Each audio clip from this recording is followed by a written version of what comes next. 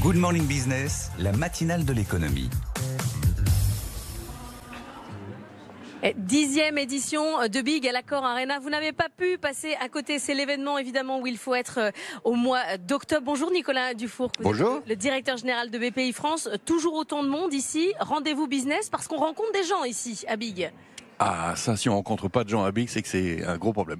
85 000 inscrits, effectivement une foule de plus en plus préparée, puisque c'est un événement avec 300 conférences, 1000 intervenants, donc il faut construire sa navigation dans l'événement. Et voilà, et donc aujourd'hui, il va effectivement se passer beaucoup de choses.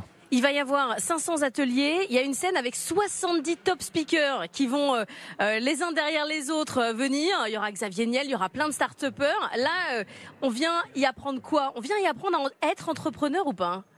Oui, on vient prendre de l'énergie, on vient comprendre les mobiles des grands héros en fait de l'entrepreneuriat. Hein. Il n'y a pas que les startups d'ailleurs. Hein. Il y a des patrons de PME, de grands groupes, de très grands groupes. Par exemple Axel Dumas de Hermès qui va venir, le PDG de L'Oréal qui sera là également. Et puis vous avez des scientifiques cette année parce que c'est le 10e anniversaire. Et comme c'est un événement qui est entièrement consacré au progrès depuis 10 ans, j'ai voulu qu'il y ait beaucoup de scientifiques.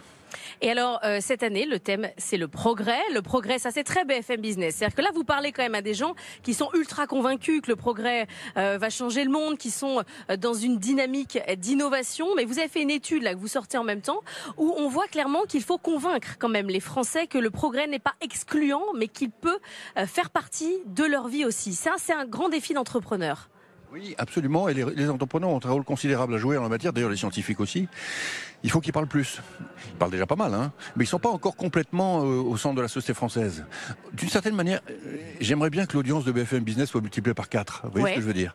On est d'accord. C'est ça mais c'est vrai que c'est l'enjeu. C'est ça l'objectif. L'enjeu est là. Hein. Et les entrepreneurs ont un message qui est un message incroyable, qui est un message de confiance, d'optimisme, de croyance au progrès, et qui est un message inclusif. La vérité, c'est que quand vous regardez depuis 10 ans ou depuis 20 ans, les progrès sociétaux sont considérables. Personne n'aurait jamais imaginé qu'on fasse tout ce qu'on a fait. Dans le handicap, dans la prime d'activité, dans MeToo est un progrès. Bon, on l'avait pas prévu. Donc le progrès social, il arrive.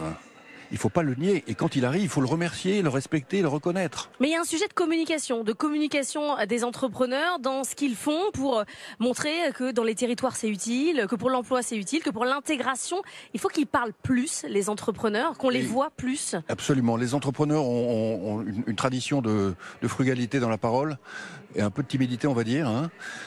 Et donc, à l'américaine, et c'est d'ailleurs pour ça qu'on fait le Big depuis 10 ans, il faut les mettre au centre de la scène, sous les spots. Ils ont des choses tellement incroyables à nous dire, ils nous rendent optimistes, ils nous calment, ils nous donnent confiance en l'avenir, ils ont des choses à dire. Alors tout ça, c'est super, mais on va avoir un choc fiscal. Est-ce que ça va changer la face du monde? Le budget va être présenté ce soir à partir de 18h. On a déjà les éléments du PLFSS. On sait que le coût du travail va augmenter. Est-ce que vous craignez que dans les 2 ans, l'investissement chute plus lourdement qu'on ne le voit ces dernières semaines? Alors d'abord, l'investissement ne chute pas lourdement depuis quelques semaines. La tendance n'est pas très positive. Oui, mais c'est différent. Je choisis mes mots. Hein. Donc effectivement, les perspectives d'investissement sont en léger recul. Bon, la vérité, c'est que les agences de BPI France, on en a 55 en France, sont débordées de projets. Hein. Oui, il faut toujours le rappeler. On s'était déjà dit l'autre jour. Voilà. C'est vrai, mais c'est déjà une bonne nouvelle. Il faut trier l'offre.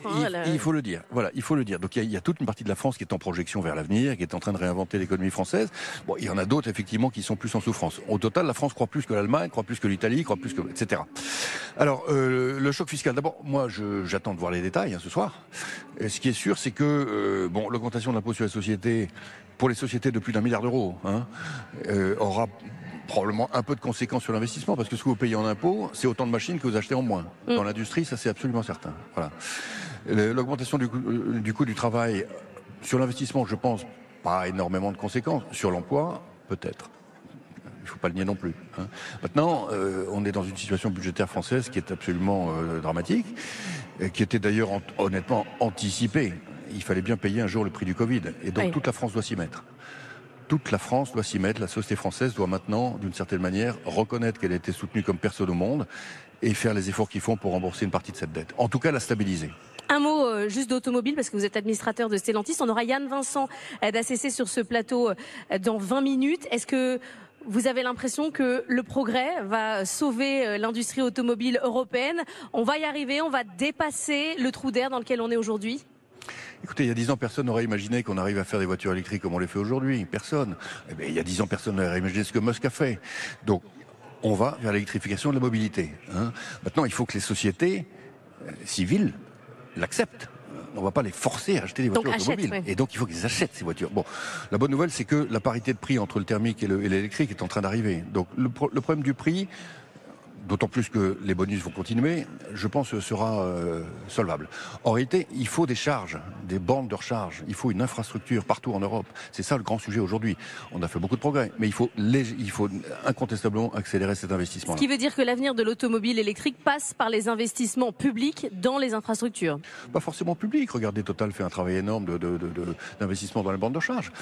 Avec ACC notamment. C'est un très très bon business privé. D'ailleurs, BPI France investit dans ces sociétés-là. Mais il en faut beaucoup plus. Et il en faut partout en Europe. Merci beaucoup Nicolas Dufour, qu'on vous laisse rejoindre. C'est les préparatifs, ça ouvre dans une demi-heure. La scène de Big va prendre votre place. Xavier Niel, à vous deux, vous êtes un peu tout l'investissement français qui est sur ce plateau. Je suis content de lui passer le relais à mon ami. Merci Nicolas.